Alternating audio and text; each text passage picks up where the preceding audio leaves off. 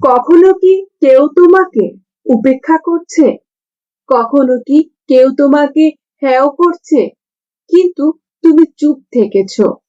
যদি হ্যাঁ হয়, তবে আজকের এই ভিডিওটি তোমার জন্য। আজ আমি আলোচনা করতে যাচ্ছি আশ্চর্যজনকের নীতিতে লেখা 6টি গোপন এবং সবচেয়ে ভয়ঙ্কর চাল নিয়ে। কিন্তু চালগুলো তিনি প্রকাশ্যে কাউকে কখনো বলেননি। কেন?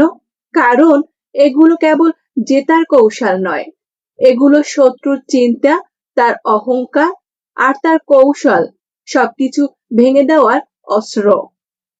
সবচেয়ে বড় কথা, এই চালগুলোই না তলোয়ার ওঠে, না উঁচু স্বরে ওঠে, শুধু মস্তিষ্ক কাজ করে।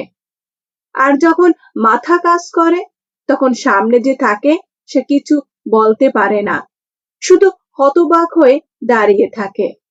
তাহলে মন দিয়ে শোনো, এই খেলা চালের খেলা, আর তোমার সময় এখন এসেছে।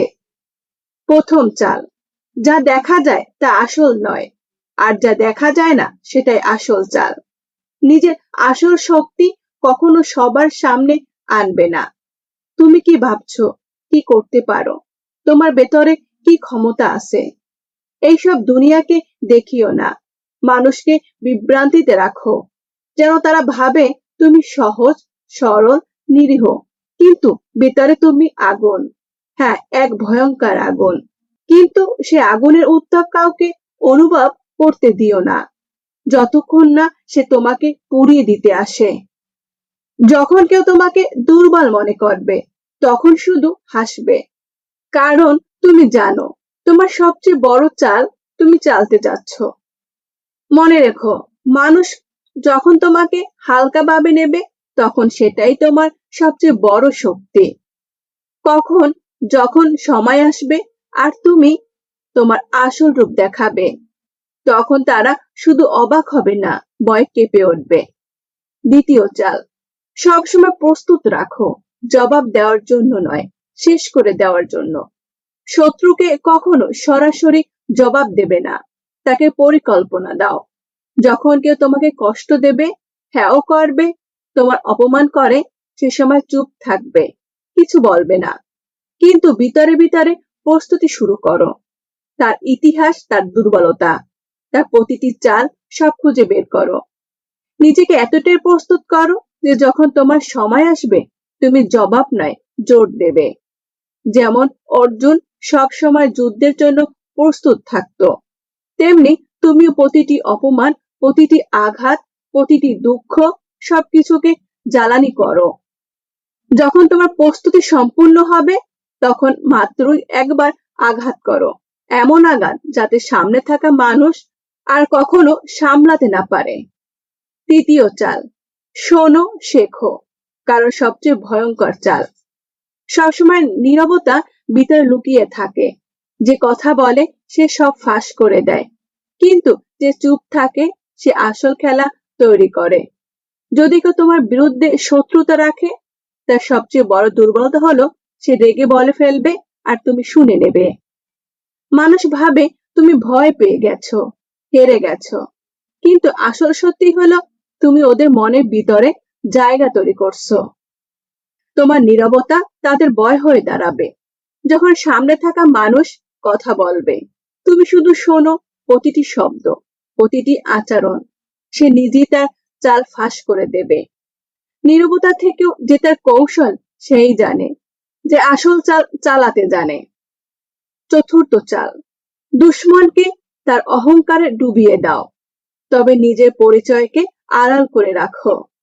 যদি কেউ নিজেকে সিংহ ভাবে, তবে তাকে জঙ্গলে একা ছেড়ে দাও, সে তার নিজের গর্জনে ভয় পেয়ে যাবে।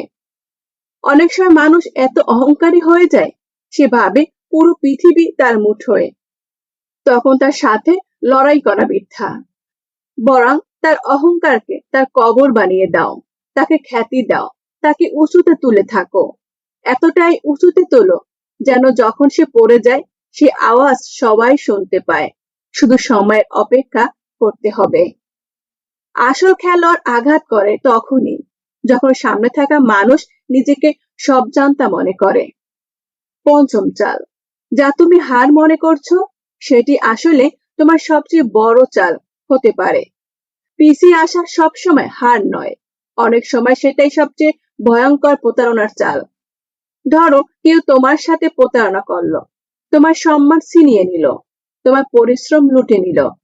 সেই সময় যদি তুমি প্রতিশোধ নাও, সবাই ভাববে তুমি রেগে আছো, সবাই ভাববে তুমি ভয় পেয়েছো। আর ঠিক এখান থেকেই শুরু হয় আসল চাল। তোমাকে নিজের জীবনে চালের রাজা হতে হবে। কিভাবে? নিজেকে এতটাই মানসিকভাবে শক্ত করে তুলতে হবে যাতে মানুষ তোমাকে একেবারেই বুঝতে না পারে। যখন তুমি অন্য কারো চাল বুঝতে শুরু করবে, তখনই তুমি নিজে এক চাল হয়ে যাবে। পরের কৌশল হলো আবেগে বেশি নয়, পরিকল্পনা করে বাঁচো। আবেগ আর সিদ্ধান্তের মাঝে সর্বদা একটি স্পষ্ট সীমা রেখো। মানুষ যখনই কোনো কাজ করে, হয় মোহে বেশে করে, নয়তো রাগে জ্বলে করে।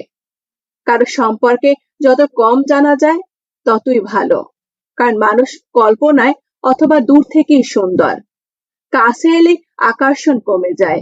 জীবন সহজ নয়, জটিলও নয়। জীবন জীবনের মতো আমরা একে সহজ করি, জটিল করি। রাগ মানুষের সব থেকে বড় শত্রু।